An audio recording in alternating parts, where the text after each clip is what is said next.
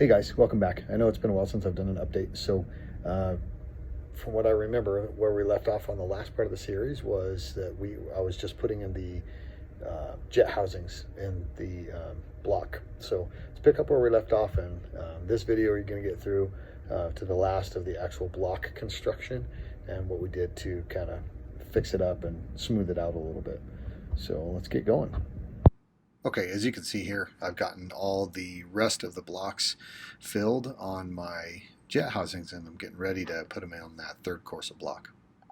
And there you have it. Just like that, we've got the jet housings in. All right, guys, major milestone, all the blocks are laid. So this thing is massive. My wife came out yesterday and looked at it and was absolutely surprised at how big it is. You can see I've got a lot of cleanup to do as far as just kind of sloppy stuff that I've left all around. But you can see it's all pretty much up. That capstone that runs along the top, that's the only thing that's not mortared in. I'll talk to you about that in a little bit, but let's look at the inside here. What I did on the inside is, this is all pretty deep. It's a pretty deep, well, we'll just call it a pool, all right? Let's call it for what it is. It's pretty deep. And so what I did is, on all four corners, to act as both a step in and a seat, I've set some corner blocks. So on this corner and this corner here, we've got a 12-inch seat.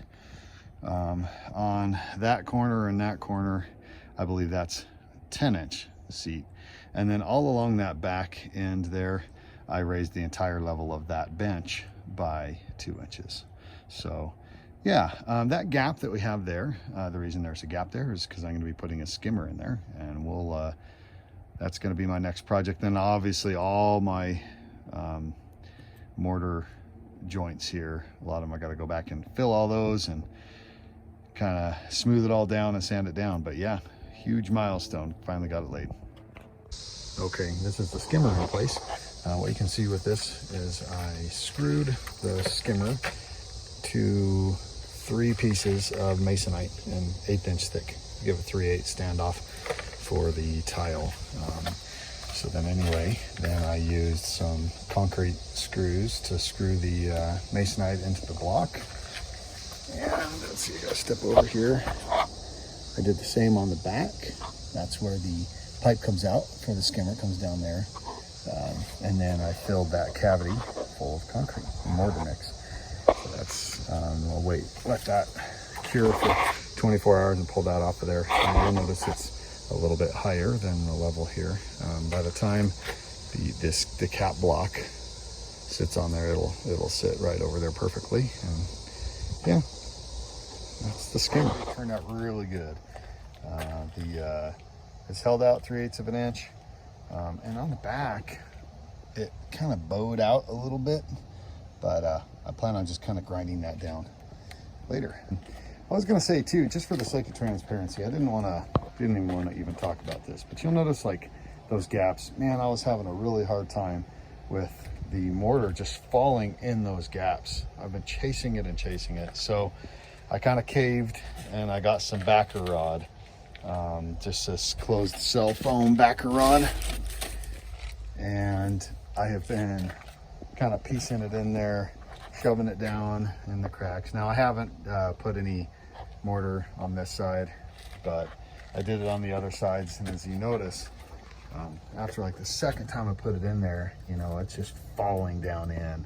So my plan is to go around, kind of get the bigger gaps filled with the backer rod. And then again, for the sake of transparency, I am not a mason, and so as you can see, there's some areas, especially on this level here, where you know, I've got some offset and stuff. So what I did is I got some thin set, and once I get everything filled with the mortar, I plan on just kind of doing some skimming with the thin set, and we'll just kind of see how it turns out after that. I'm hoping to clean up a lot of my lines by the end of that, and hoping to have kind of a better product.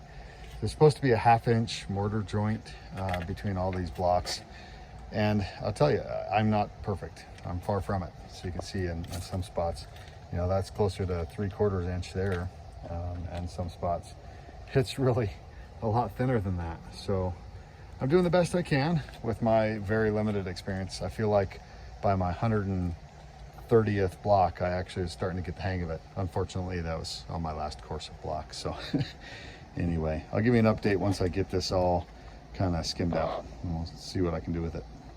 Okay, quick update, a couple things. I put essentially a skim coat of thin set on almost all of this. I went around and it made a huge difference. You probably can't really tell, but just one coat of thin set really leveled things out, filled a lot of the cracks. So I'm going to go through a little while and do more of that. So now let's get to this top cap here.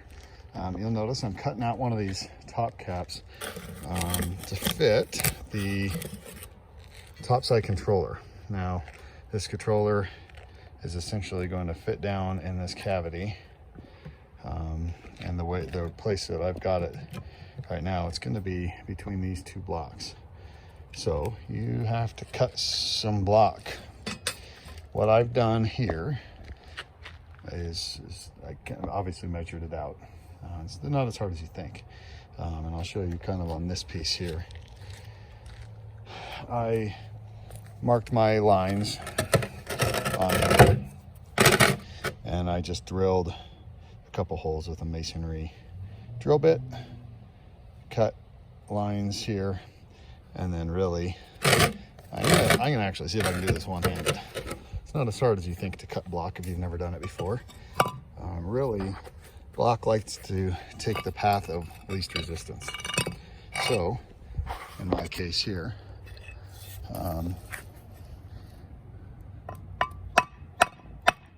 sure, yeah, right on that line there. And then you can kind of just clean that up there.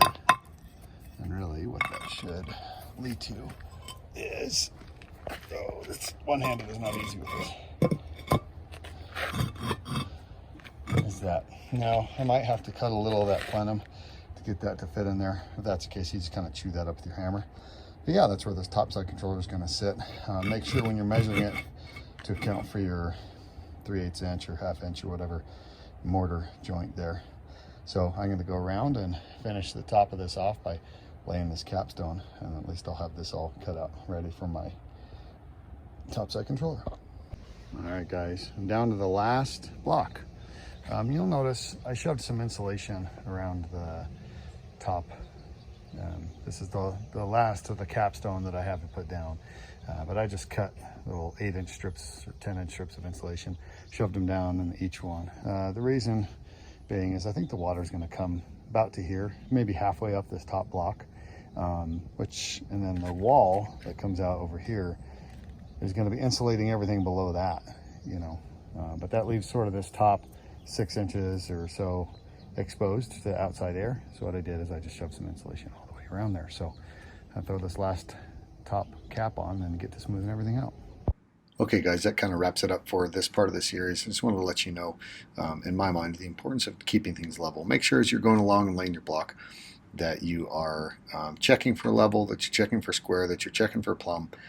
The last thing you want to do is invest all this money into getting this done and then have things out of level and cattywampus. You just don't want it. So that wraps it up. In the next part of the series, we're going to talk about the tile work, the pool paint, and some floor leveling. So if you want to stay tuned and click on the next button, you'll head on to that next part of the series.